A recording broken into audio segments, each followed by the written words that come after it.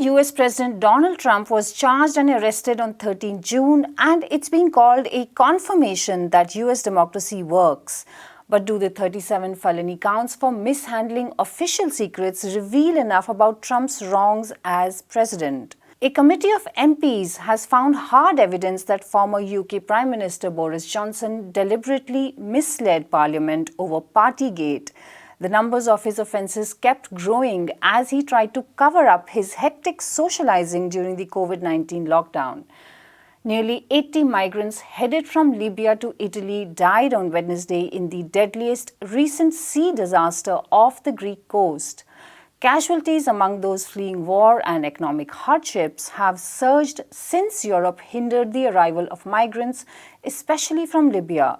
These are our stories today on Daily Debrief. Do keep watching. Laws matter and must apply equally to all citizens. That's one refrain since former President Donald Trump was arraigned in the United States. But is the story of Trump as president and his crimes fully told in this indictment? Do recent events address Trump's numerous decisions as president that hurt people in the United States and other countries? We speak to Natalia Marquez from People's Dispatch about how to really take stock of Trump's crimes and misdeeds. Natalia, thanks for joining us. Can we begin with what the reasons are for Donald Trump's arrest, and do they address the many serious allegations made against him over the years? So Trump right now was arrested and arraigned on June 13th in Miami on 37 criminal counts. Many of which could land him decades in prison. Essentially, he's being accused of hiding and lying about classified documents, which prosecutors argue put our national security at risk in the United States.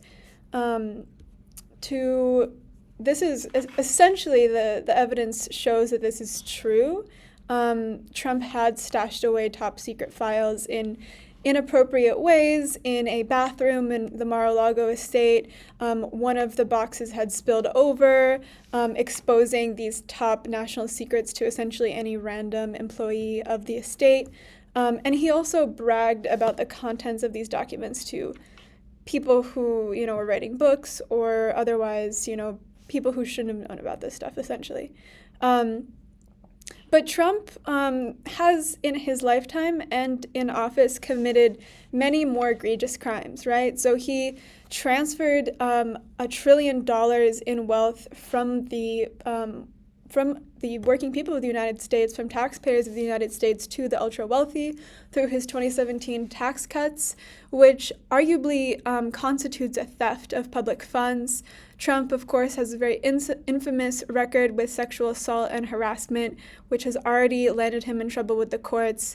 He incited a right-wing insurrection on January 6th, for which he has never been charged, and he committed many imperialist crimes, right? So he illegally assassinated Soleimani, the Iranian general. He multiple times tried to topple the Venezuelan government that has been democratically elected.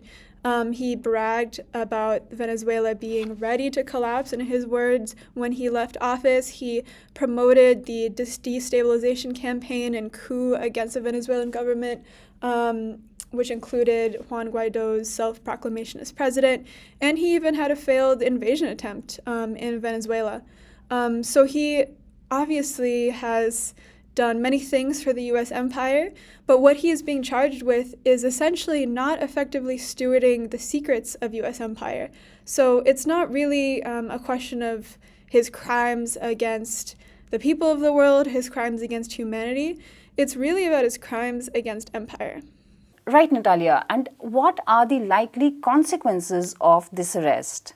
So Trump's arrest is, of course, sparking indignation among his millions of supporters. They've organized protests throughout the country, and any of these trial proceedings, especially if they result in any prison time, are most likely going to inflame his supporters a lot, who already have a reputation of being violent, are in the ultra-right wing of the United States, right, have led an insurrection against the Capitol, Washington, D.C., and of course, Trump himself is outraged. He is giving speeches, he's taking to social media. He's definitely going to keep doing these things as the trial progresses. And of course, it's a trial that is about Trump being an ineffective manager of the empire, right? So to some extent, the trial proceedings strengthen the empire, right? So 31 of the 37 counts Trump is being charged under are being charged under the Espionage Act, which is infamous because it's the tactic that the US government is using to persecute Julian Assange. It's a tactic that has been used to persecute essentially whistleblowers, right? Because of the fact that Trump did not effectively steward these classified documents. And to some people, to maybe the establishment politicians, this will strengthen the legitimacy of the Espionage Act and the Pentagon, potentially, right? And the national security state.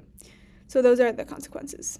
Thanks very much for joining us, Natalia. Boris Johnson has become the United Kingdom's first former Prime Minister found to have lied to Parliament. A Privileges Committee of the country's parliament, with 4 out of 7 members from Johnson's party, has said he deliberately misled Parliament in a 106-page report. A by-election is scheduled for 20 July in Johnson's seat, for he stepped down after he saw the report last week. The findings are damning for Johnson, who partied while England reeled under a stringent lockdown. We ask Anish from People's Dispatch what he thinks could happen next. Anish, good to have you on the show. You know, just a few minutes ago, Natalia Marquez and I were talking about Donald Trump and his troubles. And it's interesting we're moving on to Boris Johnson straight from that, the parliamentary report, which he has called an absolute lie and so on and so forth. What are the findings against him? What is the context for that report?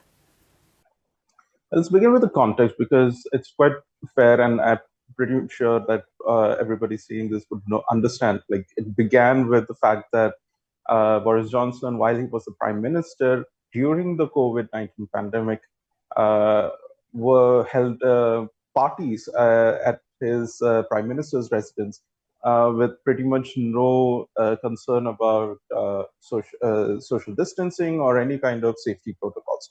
So this was pretty much the beginning of the entire issue. The fact that the prime minister himself was found to be, conducting parties. It wasn't just one, I think. It was 2, and in different moments, and one of them actually during a very peak of infections being reported.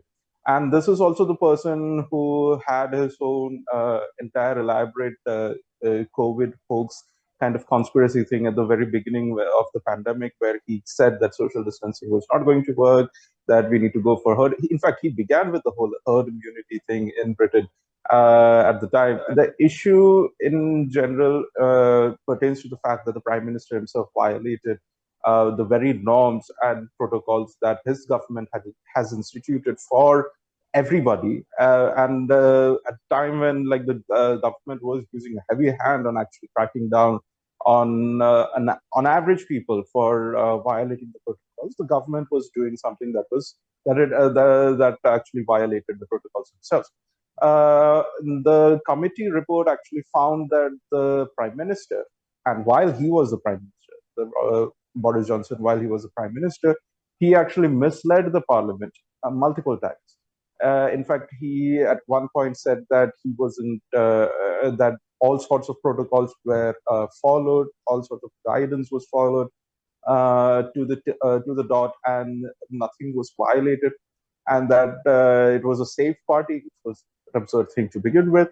That there were masks even, all of which were found to be untrue. Then he kept misleading the parliament over various issues. Like, at some point, it was the timing was not quite right. The matter of the number of people who were there. Like, at that point, if you remember, there were obvious limitations to the number of people who can assemble in small spaces, even if it's private spaces. So in this case, Boris Johnson definitely violated that by a great degree, and he actually misled the parliament about the numbers as well. So there were multiple instances of him misleading the parliament, and that is an egregious issue for any prime minister. And it's not just in Britain. Any parliamentary democracy requires the prime minister to be forthcoming, or at least not to lie to the parliament when inquired about. But this was what he did, and this was probably the first time that a prime minister was found clearly misleading the parliament. I mean, that is also a debatable thing when we consider some of the war criminals of the past. But we are talking about something where he was found lying, and very well knowing that he was lying, and that is the issue here.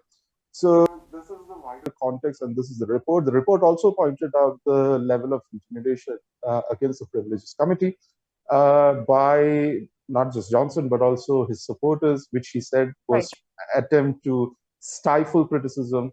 Again, it clearly shows the kind of political faction that Boris Johnson led, which was pretty much the most right-wing of the Tory party to date in several ways. I mean, Boris Johnson himself, before he became a major politician, was a journalist who was known for peddling xenophobic and all sorts of conspiracy theories and even outright lies as a journalist, or whatever we can call the name as journalists to begin with. So definitely this is something that he actually whipped up, and the kind of intimidation that was seen against the committee itself, especially after the report, and also his attempt to leak certain parts of the report while he was being investigated as a prime minister, just so that he could get some level of media support at the time, was also all of these are part of the entire thing. So basically there was attempt to cover up in a manner that sugarcoat the entire issue as not something harmful, which it was. So all of these factors definitely came to the current situation that they found himself in. Yeah, Nish. In fact, I'm reading in the press from the UK that the report is indicted him very seriously. Does it sort of put the lid on his career? And also, when people say there was a COVID pandemic and UK was suffering, people were in a lot of hardship in that time, and Johnson was celebrating something. But the UK is still, people are still suffering in the UK. So, how does the report add to or subtract from those problems that people have? Yeah, that's an interesting question, actually. But the thing is that obviously it does not address any of the actual issues that were, kind of afflicted the Johnson government's policy, especially healthcare policy during the pandemic, and where there were definitely great deal of negligence to medical professionals, health professionals, especially nurses and paramedical professionals. And apart from that, the gross discrimination for people in prisons, like it took a while for them to actually allow people with small, shorter sentences to be let go, or people under trial to be let go and not be confined under prisons where there was a massive COVID outbreak. We also found a whole host of very racist anti-immigration policies. None of these are definitely going to be addressed by this committee report because it very specifically speaks about just this one incident, which of the many is not that big a deal in the larger scheme of things, but definitely, just opens up an avenue for getting him into be responsible for some of his actions. So it is, there are other issues that still plague the Tory government under Rishi Sunak, and that is also not being addressed. Nothing is being spoken about how the government delayed some of the major, the WHO's recommendations in terms of social distancing, in terms of, carrying out lockdowns and all sorts of things. That none of that were, implemented much after the pandemic actually came into being. And, obviously at that point he was talking about herd immunity. All of these are not going to be taken into account, and for obvious reasons, because people in the government right now were also part of his government. Rishi Sunak was a minister in his government. In fact, he was the health minister at one point. So these issues will definitely take a will be put to the sidelines and not be taken that seriously. But the very fact that the question about whether or not this is an end to his career, uh, it is difficult to say because you can never talk. But obviously, somebody who has been disgraced to this point has never had a comeback in British politics. So there is Okay. a good deal of likelihood that we are seeing the last of Boris Johnson at this point. It would be like he would have to do something very dramatic and drastic to actually make a comeback. Maybe go even more right wing and xenophobic at this point. Maybe that's the only hail mary he has. But other than that, at this point, his career within the Tory party itself is pretty much sealed. And the fact that the government is also washing their hands of not doing, pretty much being non-committal to either side of the matter, shows that there is definitely the fact that he is not going to gain any support from the political establishment either. So there is a definite end we are seeing to Boris Johnson's career at this point. And it's also going to affect the Tories, greatly because in the coming months, when we're looking at elections being not that far away, this is definitely going to be one of the reasons why the Tories will have a difficult time in managing its public perception at the very least, with the fact that government officials were so easily misled, and the fact that the Conservatives did pretty much nothing at this point until this very recent point. It shows that that the public perception, and you also need to also look at some of the polling that has happened, where the popularity of the government has been down for a while. Clearly shows that this is a very big beating that will affect conservatives in the long run. Right, and thanks a lot for joining us with that update. Hundreds are missing and over 100 were rescued in the latest shipwreck off the coast of Greece, a particularly unwelcome place for arriving migrants in recent years.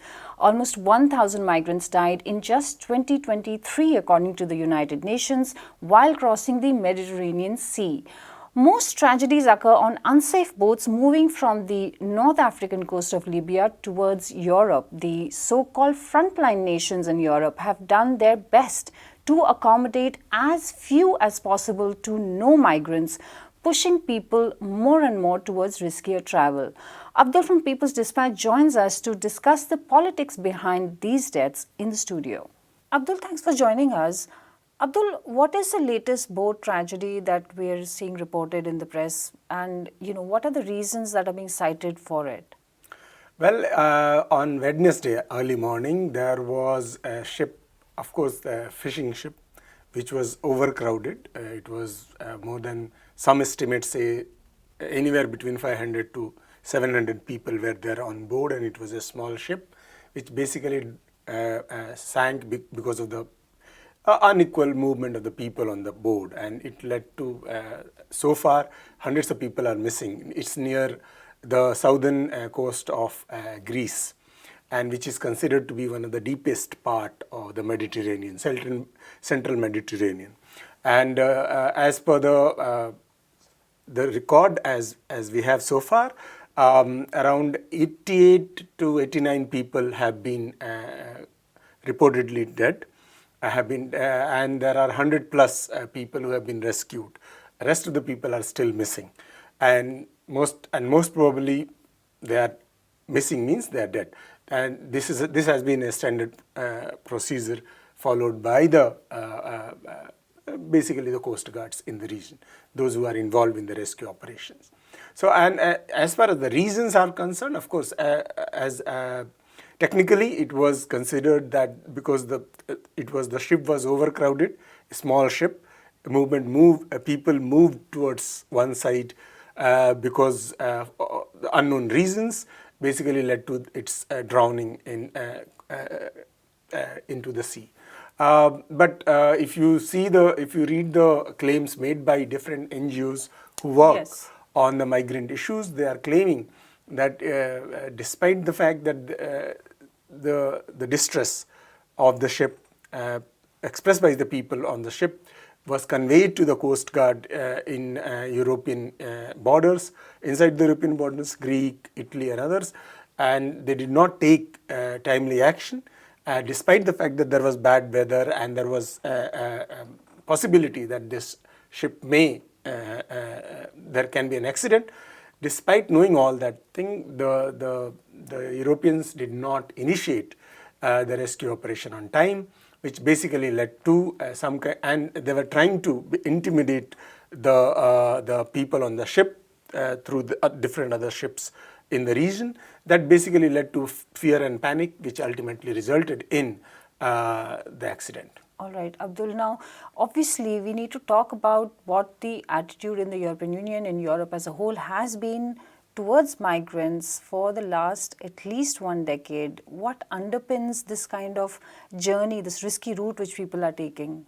Well, that is a larger issue, and this has been reported widely. The European countries, the rich European countries, have been very reluctant in the last few years to take refugees and asylum seekers, people who are migrating from Africa, from West Asia, from other parts of the world, primarily to escape their deteriorating economic conditions, war, conflict, and so on and so forth. All of this has basically links with the kind of interventionist policies followed by the Europeans, whether it is the war in the region, in Libya, in other parts of Africa, in West Asia, in Syria, and Afghanistan and other. Most of the migrants on that ship, as like in the past, were from these countries, Syria, Afghanistan, Egypt, which is again facing a lot of economic problems, and so on and so forth. So the interventionist and imperialist policies followed by European countries and the West in general has created the distress situation in Africa, in Asia and other parts of the world.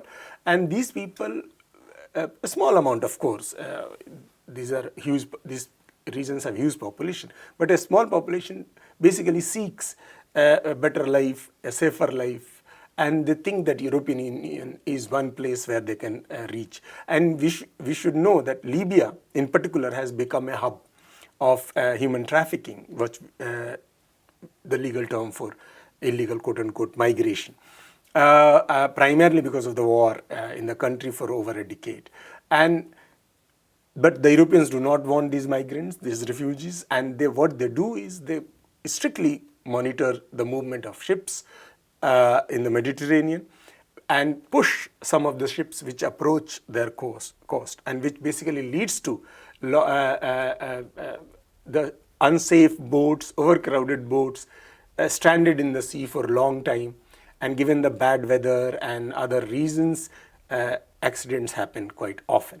So if you see the primary reason behind these accidents as International Organization of Migration, for migration UN body claims that Central Mediterranean is the most dangerous route for the migrants. Right. More than around 1,000 people have already died this year. This is not even 6 months completed. And more than 26,000 people have died since 2014 when they started collecting the data. And all of these deaths can be easily related to the kind of regressive anti-migrant policies adopted by the European countries. And Greece is one of them, right? Because earlier they would try to land in Greece and then make their way inward into Europe. But now the reports say they were heading to Italy. Exactly. So Greece, because of this longer coastline, Right. Italy, Greece, France, some parts of Spain. These are of course, when we talk about Central Mediterranean, we are talking about Italy and Greece in particular. But of course, there are other routes also as dangerous as Central Mediterranean.